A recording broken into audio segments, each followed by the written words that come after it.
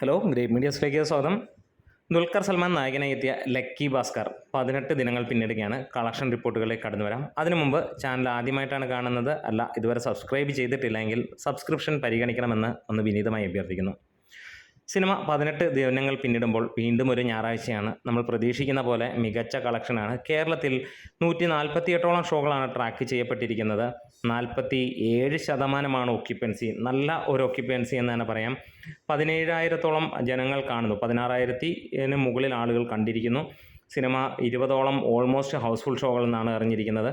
സിനിമയ്ക്ക് 26 ലക്ഷം രൂപയോളമാണ് ഇതുവരെ ലഭ്യമായ കണക്കുകൾ പുറത്തു വരുന്നത്. ഫൈനലായി പ്രതീക്ഷിക്കുന്നത് 45 ലക്ഷത്തോളം രൂപ, അതായത് ഇന്നും 65-70 ലക്ഷം രൂപയോളമായിരിക്കാം ഇന്നത്തെയും കളക്ഷൻ വരാൻ പോകുന്ന ഫൈനൽ ഗ്രോസ് ആയിട്ട്. ഇന്നലെ ശനിയാഴ്ച മികച്ച രീതിയിലുള്ള കളക്ഷൻ തന്നെയായിരുന്നു. 366 ഷോകളിൽ നിന്ന് 27,000-ന് മുകളിൽ ആളുകൾ കണ്ടപ്പോൾ 35% ഓക്യുപ്പൻസി എങ്കിൽ അന്നേരം 46 ലക്ഷത്തോളം രൂപയാണ് സിനിമയ്ക്ക് വന്നത്. ഇന്നും അതേ രീതിയിൽ തന്നെയാണ് എക്സ്പെക്റ്റ് ചെയ്യുന്നത്. ഇതിനോടകം തന്നെ കേരളത്തിൽ നിന്ന് സിനിമ 20 കോടിയിലേക്ക് എത്തുകയാണ്.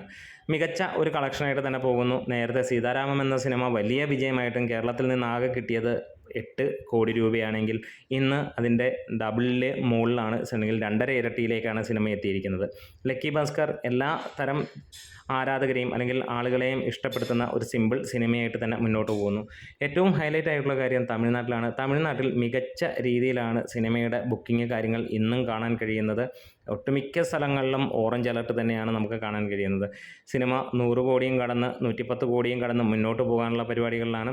ഇവിടെ ട്രാക്കേഴ്സ് പോലും ഹേറ്റേഴ്സ് പോലും ഒരു കാര്യം ഉറപ്പിക്കുന്നു, സിനിമ 100 കോടി എത്തി എന്നുള്ളത്. അത് തന്നെ വലിയ സന്തോഷം. പലപ്പോഴും ആ ഒരു പിടിവള്ളി അല്ലെങ്കിൽ അതിൽ പിടിച്ച് ഹേറ്റേഴ്സ് ഒരുപാട് തൂങ്ങിക്കളിക്കാറുണ്ട്. ഈ ഒരു സിനിമയല്ല, മിക്ക സിനിമകളിലും 100 രൂപ അല്ലെങ്കിൽ 150 രൂപ കുറച്ചിട്ടാണെങ്കിലും 100 കോടി എത്തിയില്ല എന്ന് പറയാനുള്ള ഒരു മോഹം. എന്തായാലും അവിടെ അതങ്ങ് മാഞ്ഞു പോവുകയാണ്. 100 കോടി കഴിഞ്ഞു വന്ന് എല്ലാത്തരം ഹേറ്റേഴ്സും ഉറപ്പിച്ചിരിക്കുന്നു.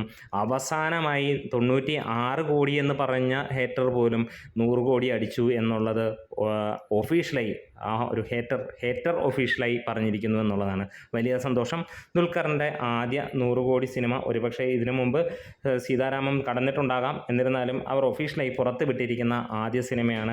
അതും ഒരു തെലുങ്ക് സിനിമയിൽ ടയർ 2 നായകനായി അന്യഭാഷയിൽ നിന്ന് ചെന്ന് വലിയ വിജയം കൊയ്തിരിക്കുന്നു. 30 കോടിയോളം ബഡ്ജറ്റിൽ വരുന്ന ഈ ഒരു സിനിമ വലിയ ഒരു ബ്ലോക്ക് ബസ്റ്ററിലേക്ക് എത്തിയിരിക്കുകയാണ്. നമ്മുടെ വീഡിയോസ് ഇഷ്ടമായെങ്കിൽ ഒന്ന് സപ്പോർട്ട് ചെയ്ത് തരണമെന്ന് അഭ്യർത്ഥിക്കുന്നു. Great medias.